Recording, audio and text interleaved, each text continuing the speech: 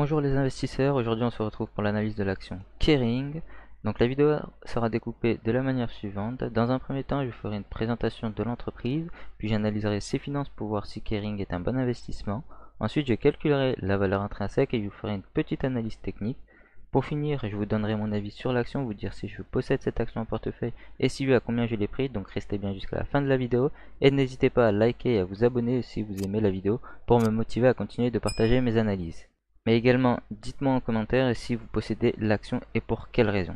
Je vous mettrai également en description les différentes parties de la vidéo, comme ça vous pourrez choisir les parties qui vous intéressent, mais je vous conseille de regarder entièrement la vidéo pour avoir l'analyse complète de l'action Kering. Mais avant ça, les informations présentées dans cette vidéo ne constituent aucunement des conseils en investissement, celles-ci sont à but purement éducatif. Je précise que je ne suis pas un conseiller financier, mais un simple amateur qui vous partage ses analyses et son parcours d'investisseur en bourse. Tout investissement boursier implique des risques, dont le risque de perte partielle ou totale de l'investissement de départ. Il est donc primordial que vous fassiez votre propre analyse avant d'investir en bourse. Donc le groupe Kering a été créé en 1962, c'est un groupe mondial dans le luxe, que ce soit dans la mode, la maroquinerie, la joaillerie, l'horlogerie ainsi que les lunettes de luxe. Ils ont fait également leur introduction en bourse en 1988 sur le marché d'Euronext à Paris. On peut connaître certaines marques de Kering comme Gucci, Yves Saint Laurent, Bottega Veneta ou encore Balenciaga. Et ils ont des corporates comme Kering Eyewear qui a été lancé en 2014 et qui est une entreprise spécialisée en lunetterie de luxe. Au niveau des actionnaires, le groupe Kering est composé de 42% par le groupe Artemis, qui est une holding, 46% est par les institutionnels internationaux, 7% est par les institutionnels français, et enfin 5% par les actionnaires individuels. Et enfin, pour parler de ses concurrents, Kering est en concurrence avec Hermès et LVMH. Donc maintenant, parlons des répartitions du chiffre d'affaires par les marques. Donc Gucci fait 55,1% du chiffre d'affaires, Yves Saint Laurent fait 14,3%, Bottega Veneta fait 8,5%, et enfin les autres marques font 18,5% avec Kering Eyewear qui fait 3,5%. Donc on peut voir que la majorité du chiffre d'affaires est fait par Gucci, donc il y a peu de diversité je trouve. Ensuite, au niveau de la répartition du chiffre d'affaires par zone géographique, 38% est fait par l'Asie-Pacifique, 23% par l'Europe de l'Ouest, 26% par l'Amérique du Nord, 6% par le Japon et enfin 7% pour le reste du monde. Encore une fois, 38% c'est raisonnable mais c'est quand même à la limite. Donc ils font énormément de chiffre d'affaires en Asie-Pacifique. Donc si là-bas il se passe des choses négatives, et ben, le chiffre d'affaires de Kering sera potentiellement négatif, du moins pas en grande croissance. Et enfin, au niveau de la répartition du chiffre d'affaires par marque, donc j'ai voulu montrer que clairement Kering, son chiffre d'affaires est fait par les maisons de luxe et pas encore par le corporate comme Kering Eyewear ou encore les autres. Continuons avec le compte de résultats. Donc on va commencer par le chiffre d'affaires. Donc ici on peut voir qu'il y a deux barres par année. Donc en jaune, c'est le chiffre d'affaires qu'on peut retrouver sur les sites comme Morningstar, Yahoo Finance ou encore Investing. Et en blanc, c'est les chiffres d'affaires comparables, c'est-à-dire par exemple entre 2017 et 2018 en jaune, on peut voir qu'il y a une décroissance du chiffre d'affaires. Donc je suis allé voir pourquoi il y avait une décroissance et en fait en 2018 Kering a cédé la marque Puma, ce qui fait que leur chiffre d'affaires automatiquement va diminuer car il y a moins de marques donc moins de ventes, alors qu'en blanc en 2017 j'ai enlevé le chiffre d'affaires que Puma avait fait pour pouvoir voir entre 2017 et 2018 s'il y avait une croissance des autres marques ou une décroissance, et là on peut remarquer que elles sont en croissance. Donc faites bien gaffe quand vous regardez les chiffres sur les sites, car c'est pas parce que le chiffre d'affaires est en croissance qu'il n'y a pas eu des acquisitions faites entre temps, ou encore en décroissance si il y a eu des cessions. Donc toujours aller voir les rapports financiers, je trouve, pour avoir des précisions au niveau de cela. Donc si on regarde le chiffre d'affaires des barres blanches, on remarque qu'elle est en croissance, donc ça c'est quelque chose de très bien, sauf en 2020 à cause de la crise sanitaire, comme je vous l'ai dit précédemment. Kering fait une partie de son chiffre d'affaires en Asie-Pacifique et la Chine a été énormément touchée par la crise sanitaire. Ensuite, au niveau du résultat opérationnel courant, on voit également qu'il est en croissance, sauf en 2020, pour les mêmes raisons que le chiffre d'affaires. Et enfin, pour le résultat net et les bénéfices par action, donc encore une fois, si on regarderait les sites sur internet comme Yahoo Finance, on remarquerait que le résultat net n'est pas en croissance, alors qu'en réalité, il est en croissance, sauf en 2020. Et pareil pour les bénéfices par action. Donc, encore une fois, je vous conseille d'aller voir les rapports financiers directement des entreprises que les sites, car ils peuvent vous dire un peu ce qu'ils veulent avec les chiffres. Ensuite, nous avons la trésorerie, donc celle-ci est positive en croissance, donc ça c'est quelque chose de bien. La dette à long terme, quant à elle, est en diminution, donc ça c'est excellent. Ensuite, je passe aux actifs et aux passifs circulants, donc ça permet de savoir si l'entreprise peut payer ses dettes à court terme. Donc ici, on peut remarquer que c'est le cas. Donc encore un truc très bien. Et enfin, les dettes sur les capitaux propres. Donc on aime bien voir les dettes sur capitaux propres inférieures à 1. Cela veut dire que l'entreprise n'est pas du tout endettée. Et ici, en 2021, Kering avait un dette sur capitaux propres de 0,49. Donc c'est totalement bien. Passons maintenant aux capitaux propres. Donc on peut voir que les capitaux propres ont diminué entre 2017 et 2018. Donc je suis allé voir dans les rapports pour voir pourquoi il y a eu une baisse et j'ai trouvé cette image à droite qui montre l'évolution des capitaux propres durant l'année. Et en effet, il y a eu une distribution de dividendes en mai 2018 qui comprend en outre un dividende en numéraire pour 505 millions d'euros et une distribution exceptionnelle de dividendes en nature sous la forme d'actions Puma pour un montant de 4 515 millions d'euros. Donc la baisse des capitaux propres entre 2017 et 2018 est exceptionnelle et n'est pas due à quelque chose de récurrent. Donc je valide la croissance des capitaux propres. Passons maintenant au free cash flow. Donc le free cash flow, c'est le cash que l'entreprise a à la fin de l'année. Avec ce cash, elle peut soit payer des dividendes, soit faire des rachats d'actions, soit le réinvestir ou encore payer leurs dettes. Donc le free cash flow, c'est la différence entre le flux de trésorerie fourni par les activités d'exploitation moins le flux de trésorerie lié aux activités d'investissement. Donc toujours vérifier que le free cash flow augmente car le flux de trésorerie fourni par les activités d'exploitation augmente et non pas la baisse du flux de trésorerie lié aux activités d'investissement. Donc ici on remarque que le flux de trésorerie fourni par les activités d'exploitation est en croissance alors que le flux de trésorerie lié aux activités d'investissement lui stagne. Donc ça c'est quelque chose de très bien. Ensuite, je vous conseille de toujours regarder le nombre d'actions en circulation.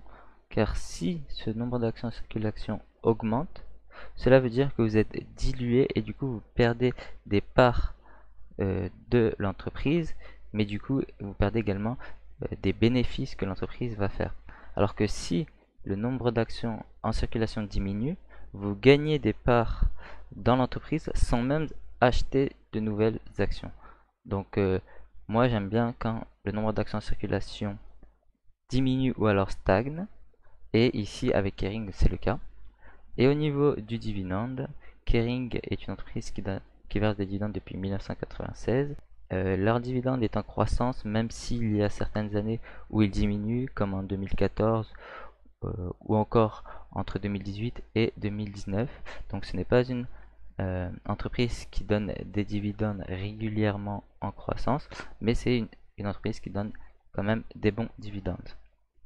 Regardons maintenant quelques ratios. Donc je commence par le PER. Donc ici le PER de Kering est de 17,5 en 2022 à l'heure actuelle où je vous parle. Donc il est inférieur à la moyenne historique. Donc si on regarde ce ratio là, Kering est sous-évalué. Ensuite le price to cash flow, il est de 11,36 à l'heure actuelle. Encore une fois, il est inférieur à la moyenne historique. Maintenant, si on regarde le PEG, donc le PEG, c'est l'indicateur que Peter Lynch utilise.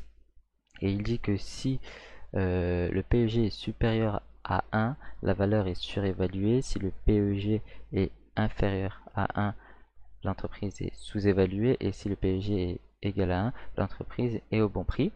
Donc ici, pour Peter Lynch, l'entreprise serait légèrement surévalué. Et enfin, nous avons le price to sell qui est de 3,14, donc qui est à la moyenne historique, même si je pense qu'il est légèrement au-dessus de la moyenne historique. Donc le price to sell, c'est combien l'investisseur est prêt à payer pour 1 euro de vente. Donc on aime bien quand il est en dessous de 2 généralement. Ensuite, nous avons la marge brute et la marge nette. Donc selon Warren Buffett, la marge brute pour une entreprise européenne doit être supérieure à 40% pour parler d'avantage concurrentiel, et la marge nette doit être supérieure à 10% pour parler d'avantage concurrentiel. Donc ici, on peut voir que Kering est largement au-dessus de ces chiffres. Donc on peut clairement dire qu'ils ont un avantage concurrentiel. Ensuite, au niveau du ROE, donc le ROE et le ROIC sont des ratios qui permettent de voir la rentabilité de l'entreprise et donc de savoir si elle investit bien son argent ou non. Donc pour le ROE, Peter Lynch dit qu'il faut qu'il soit inférieur à 13% et pour le ROIC supérieur à 8%, ce qui est également le cas pour ces deux entreprises. Donc nous sommes sur une entreprise très rentable et qualitative à ce niveau-là.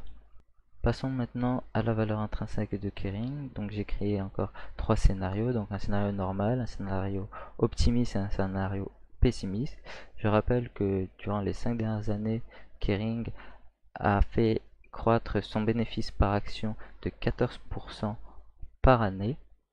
Donc pour le scénario normal, j'ai décidé de mettre une croissance de 8% sur les 10 prochaines années, car je pense pas que Kering va atteindre les 14% comme elle a fait les 5 dernières années, avec les confinements qu'il se passe en Chine qui ralentissent la croissance de Kering, ou encore la macroéconomique en Europe avec l'augmentation des taux directeurs également. Donc j'ai décidé de mettre une croissance de 8% pour être très conservateur, et on remarque qu'il faudrait payer la valeur 556 euros. Ensuite, pour le scénario optimiste, j'ai mis une croissance sur les 10 prochaines années de 10%. Donc encore inférieur aux 14% qu'elle a fait les 5 dernières années, mais on se rapproche. Je pense que ce scénario-là peut se faire si la macroéconomique s'améliore. Et enfin, pour un scénario pessimiste, j'ai mis 5% par an. Donc pour que ce scénario marche, il faudrait vraiment que la macroéconomique continue à se dégrader durant une longue période, ce que j'espère pas. À l'heure actuelle, le prix de Kering est de 489 euros. Donc je pense que on peut dire qu'à ce prix-là, Kering peut être une action qu'on achète car elle est sous-évaluée. Donc voici l'action Kering depuis son introduction en bourse. Donc chaque bougie vaut un mois. Donc quand l'entreprise a une très forte croissance, je préfère la mettre en logarithme pour pouvoir l'analyser. Donc ici, on peut remarquer que qu'il y a une oblique qu'on peut placer comme ceci à peu près, qui est à peu près le prix moyen en fonction du temps qui passe. Donc je vais le mettre en vert. Et à chaque fois que l'action arrive à ce niveau-là, sauf en 2008 pendant la grosse crise, l'action a rebondi. Et ensuite, il y a un support ici où l'action a rebondi deux fois aussi. Donc en octobre 2018, pendant la crise sanitaire, et potentiellement les mois prochains ou les années qui suivent. Donc pour moi, au niveau technique, je pense que l'action Kering serait bien au prix de 336, 350 à ce niveau-là pour jouer quelque chose sur le long terme.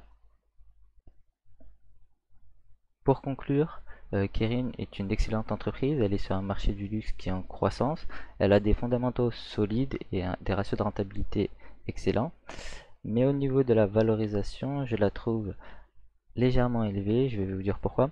D'abord parce que je trouve qu'il manque un peu de diversité au sein de cette entreprise quand même.